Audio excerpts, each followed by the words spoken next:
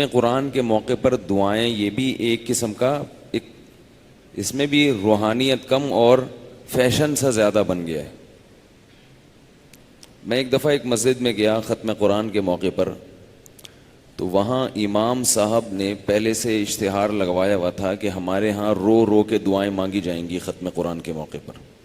امام صاحب نے یا انتظامیہ نے, وہ بینر لگے ہوئے ہیں, رو رو کے ہمارے ہاں دعائیں مانگی جائیں گی. پبلک کو نا بس اکٹھا کرنا چاہتے ہیں ہم لوگ کہ زیادہ سے زیادہ لوگ ہمارے پاس آئیں.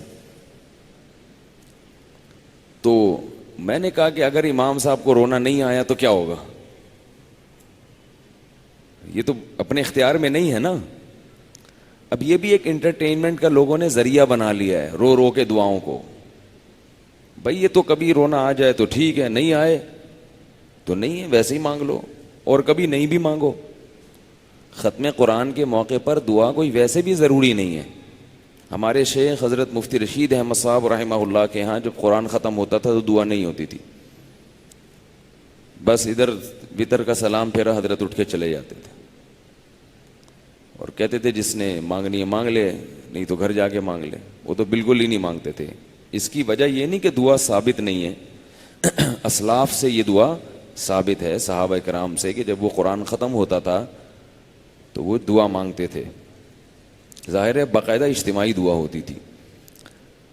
لیکن کسی بھی چیز میں جب ایک چیز فیشن بن جاتی ہے, رسم بن جاتی ہے, تو اس میں روح ختم ہو جاتی ہے, روح ختم ہو جاتی. میں نے بھی جب میں یہاں امامت کے لیے آیا تو 1-2 سال مانگی, پھر 2 سال ناغہ کیا دعا کا, کیونکہ 1-2 سال ذرا تگڑی دعا ہو گئی تھی, خوب رونا دھونا. تو اب کیا ہے کہ لوگوں کے فون آنے شروع ہو گئے, حضرت دعا کب ہو رہی ہے؟ میں نے کہا یہ مزے لینے لگے ہیں دعا میں, یہ کیا کرنے لگے ہیں؟ مزے لینے لگے ہیں. تو میں نے ایک ایسے مولوی صاحب سے دعا کروائی جن کو رونے کے علاوہ سب کچھ آتا تھا. ٹھیک ہے نا, مجھے پتا تھا ان کو رونا نہیں آئے گا. مجھے اپنے بارے میں یہ تھا کہ میں مانگوں گا تو مجھ پر کہیں رقت طاری نہ ہو جائے. تو میں نے ان سے الگ سے زبردستی دعا کروائی, مجھے پتا تھا یہ نہیں روئیں گے, اور وہ نہیں روئے. انہوں نے ایسے سادہ دعا. تو پھر لوگوں کے میسج آئے, خواتین کے فون آئے, یہ کیسی پھیکی دعا, مزہ ہی نہیں آیا. تو بھائی مزے کا کیا کرنا ہے اللہ کے بندو, اللہ سے دعا مانگو, رونا آ جائے ٹھیک ہے, نہیں آئے تو مانگ لو. اللہ تو دلوں کو دیکھتا ہے نا, ہمارے دلوں کو دیکھتا ہے. تو اور یہ بھی یاد رکھو, رونا اس کی علامت نہیں ہے کہ یہ کوئی بہت پہنچے ہوئے بزرگ ہیں, اس کی علامت بھی نہیں ہے. لوگ جو رو رہا ہوتا ہے نا اس کو سمجھتے ہیں بہت پہنچے ہوئے حضرت ہیں. اب آپ لوگ کو مجھ سے عقیدت ہو نہ ہو, کل دعا میں ہو گئی ہوگی, ٹھیک ہے نا. ویسے میرے خلاف بولتے رہتے ہیں, 4 شادیوں پہ بیان کرتے ہیں, یہ کیسی باتیں ہیں. رمضان میں ایک خاتون کا میسج آیا, رمضان میں تو چھوڑ دیں اس قسم کی باتیں. میسج آیا باقاعدہ, رمضان میں تو لوگوں کے دلوں کو نرم کرنا ہے, گھروں میں لڑوانے کی باتیں کرتے ہو رمضان میں, ہے بھائی. میسج آیا خاتون کا. تو لیکن اگر کوئی امام رو لے, آنسو ٹپک جائیں, لوگ کہتے ہیں یہ پہنچے ہوئے بزرگ ہیں. بھائی رونا اگر اس کی علامت ہوتی کہ یہ پہنچے ہوئے بزرگ ہیں تو ساری خواتین پہنچی ہوئی بزرگ ہوتی, کیونکہ خواتین زیادہ روتی ہیں, مرد کم روتے ہیں. ان کو رونا جلدی آتا ہے, خواتین کو رونا جلدی آتا ہے. تو رونا جو ہے نا یہ تو دل کی نرمی سے ہو جاتا ہے بعض دفعہ. تو اصل جو چیز ہے, میں یہ نہیں کہہ رہا رونے کی فضیلت نہیں ہے. اللہ نے قرآن میں جگہ جگہ نیک بندوں کی صفات بیان کی کہ جب وہ تلاوت کرتے ہیں تو ان کی آنکھوں سے آنسو جاری ہو جاتے ہیں. وَإِذَا سَمِعُوا مَا أُنزِلَ إِلَى الرَّسُولِ تَرَىٰ أَعْيُنَهُمْ تَفِيضُ مِنَ الدَّمْعِ. اللہ نے بتایا کہ بعض کافروں کے بارے میں کہ جب وہ قرآن سنتے ہیں تو ان کی آنکھیں بہنے لگتی ہیں. کل میں نے واقعہ سنایا تھا نا نجاشی کا بھی. تو رونا ایک اس کی علامت تو ہے کہ دل پہ اثر ہو رہا ہے, مگر یہ کرائیٹیریا نہیں ہے. اس کو اصطلاح میں کہا جاتا ہے محمود ہے, مقصود نہیں ہے, مطلوب نہیں ہے. پسندیدہ چیز ہے, پسندیدہ صفت ہے, لیکن یہ مقصود نہیں ہے. اگر آپ روتے نہیں ہیں لیکن شریعت کو فالو کر رہے ہیں, آپ کا مقام اللہ کے ہاں زیادہ ہے, چاہے ایک دفعہ بھی نہ روئیں پوری زندگی میں. اور اگر آپ روتے رہتے ہیں اللہ کی محبت میں، دعاؤں میں، ہاں ہو ہی ہاں چیخو پکار لگا ہوا ہے، ناک رگڑ رہے ہیں سجدوں میں، رو رو کے پاگل ہو گئے، مگر گناہ نہیں چھوڑتے، تو یہ رونا مقبول نہیں۔ ہم جب اسکول میں پڑھا کرتے تھے تو میرا کلاس فیلو ایک قادیانی تھا، قادیانی ایک کلاس فیلو تھا، اس نے مجھے بتایا کہ ہم جو ہیں، ہماری جو ختم قرآن جب ہوتا ہے نا تراویح میں، تو وہ ہم لوگ 2-3 گھنٹے رو رو کے دعائیں مانگی جاتی ہیں۔ اس نے مجھے بتایا کہ ہمارے ہاں ختم قرآن میں دعا 2-3 گھنٹے رو رو کے مانگی جاتی ہیں۔ میں نے کہا بخشش پھر بھی نہیں ہوگی تم لوگوں کی۔ میں نے کہا 2 گھنٹے کے بجائے 4 گھنٹے رو لو، بخشش نہیں ہوگی۔ کہہ رہے کیوں نہیں ہوگی؟ میں نے کہا اس لیے کہ محمد صلی اللہ علیہ وسلم کی نبوت پہ ڈاکہ مارا ہے۔ کیا کیا ہے؟ نبی، اللہ کہے گا اتنا میرے غم میں رو رہا ہے تو ایک جھوٹے نبی کو نبی کیوں مان لیا؟ ایک جھوٹے نبی کو نبی کیوں مان لیا؟ کہہ رہے کہاں ہیں جھوٹے وہ؟ ٹھیک ہے، اس کے لیے بیٹھ جاتے ہیں، ہم بیٹھنے کے لیے تیار نہیں ہوتے۔ اسی تو مرزا غلام احمد قادیانی کی نبوت کے جھوٹا ہونا تو اتنا واضح ہو گیا ہے کہ اب تو علماء اس پہ بات ہی نہیں کرتے کہ وہ نبی تھا یا نہیں، اب تو کہتے ہیں وہ شریف انسان تھا یا نہیں تھا۔ بات اس پہ ہوتی ہے قادیانیوں سے کہ وہ شریف انسان تھا یا نہیں تھا، اور اللہ نے اس کو ایسا رسوا کیا، ایسا ذلیل کیا کہ اس کی اپنی کتابوں میں اس سے ایسی ایسی چیزیں لکھوا دی ہیں کہ قادیانی اس کی کتابیں تبدیل کرتے کرتے تھک گئے ہیں، بولے ہم اپنے پیغمبر کی کس کس مسٹیک کو صحیح کریں، کتنے چھاپے ہیں، کیونکہ اب ختم نبوت والوں نے مرزا کی جو پرانی تصنیفات ہیں نا اس کی بڑی تعداد میں وہ اپنے پاس سیو کر لی کہ یہ ہر نیا ایڈیشن پرانے ایڈیشن سے چینج ہوتا۔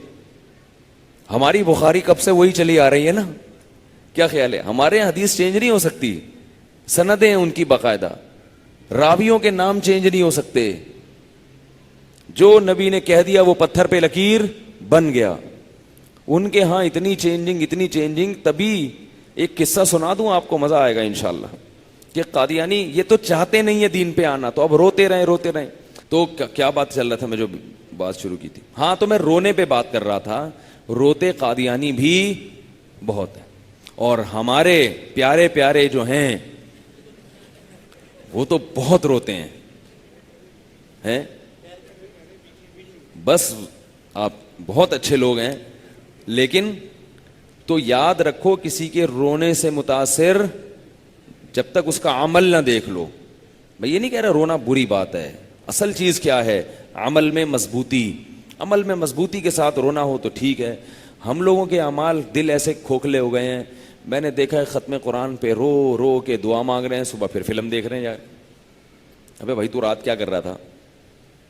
یعنی یہ روتے ہوئے بھی یہ نیت نہیں ہوتی گناہ چھوڑنے کی، پتہ نہیں کس بات پہ رو رہا ہے، سمجھ میں نہیں آ رہا ہوتا۔ تو ایک صوفی بزرگ تھے، انہوں نے ایک شعر کہا کہ پتہ نہیں ایک طرفہ تماشا ہے کہ دریا بحباب اندر، یعنی اللہ کی محبت میں کوئی بزرگ شعر پڑھ رہے تھے کہ ایک عجیب تماشا ہے کہ دریا جو ہے وہ بلبلے کے اندر آیا ہوا ہے۔ بلبلا ہوتا ہے نا، وہ تو 2 منٹ میں غائب ہو جاتا ہے، تو اس بلبلے کے اندر پورا دریا تو نہیں آ سکتا۔ حباب کہتے ہیں کہ بلبلے کو۔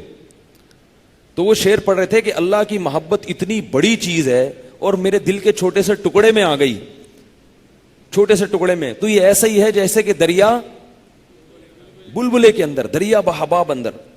تو جو بزرگ بیٹھے ہوئے تھے بڑے محظوظ ہوئے، لیکن ایک دیہاتی ہو کر کے رونے لگا، پھوٹ رونے لگا۔ لوگوں نے کہا یار یہ کوئی، اس میں زیادہ معرفت ہے اللہ کی نا، اس کو جتنا یہ شعر سمجھ میں آیا اتنا تو کسی اور کو سمجھ میں نہیں آیا، کیوں یہ ایسا پھوٹ کے رو رہا ہے، دریا بحباب اندر، لیکن شکل سے کوئی اتنا بڑا بزرگ لگ نہیں رہا یہ۔ تو اب وہ بزرگ اس کے پاس گئے، انہوں نے پوچھا کہ میرے مریدوں میں کوئی بھی اس شعر پہ اتنا گریہ تاری نہیں ہوا کسی پر بھی، اور کوئی بھی اتنا نہیں رویا، تمہارے اندر اللہ کی کوئی اضافی معرفت ہے کہ تم اس کی گہرائی تک پہنچ گئے ہو، یعنی اللہ کی محبت ایک دل کے چھوٹے سے ٹکڑے میں آ جاتی ہے، ایسے جیسے دریا کس میں آ گیا؟ کوزے میں آ گیا، اور دریا جناب بلبلے میں آ گیا۔ بھائی کس بات پہ رو رہے ہو؟ نہیں ہاں وہ بڑا متاثر، اس نے کہا میں اس پہ متاثر ہوا ہوں کہ دریا میں بہا بندر، وہ کہہ رہے تھے دریا بہا بندر، کہہ رہے ہیں دریا میں بہا بندر، اللہ کی قدرت ہے کہ دریا میں بندر بہ رہا ہے.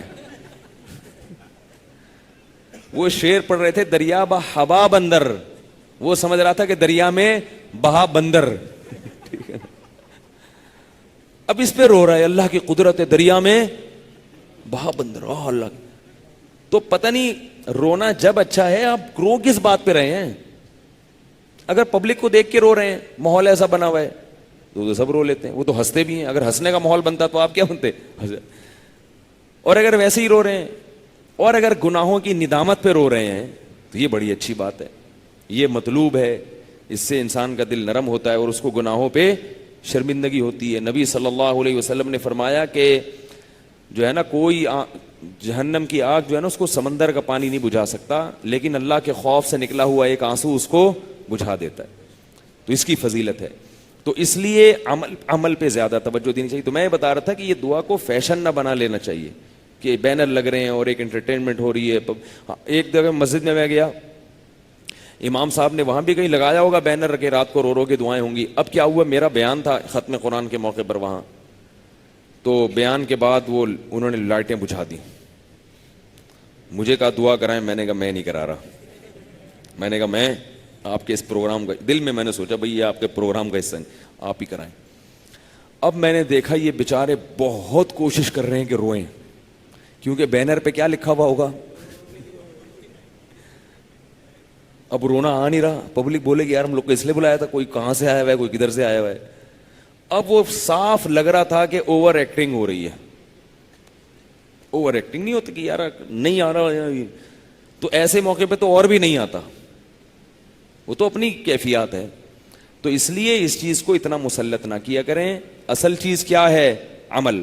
اور یہ بھی یاد رکھو یہ جو اجتماعی دعائیں ہوتی ہیں یہ تو دعا سکھانے کے لیے ہوتی ہیں تاکہ دعا کے الفاظ یاد ہو جائیں. لوگوں کو یہ نہیں پتا ہوتا مانگنا کیا ہے، دعا کے الفاظ یاد ہو جائیں.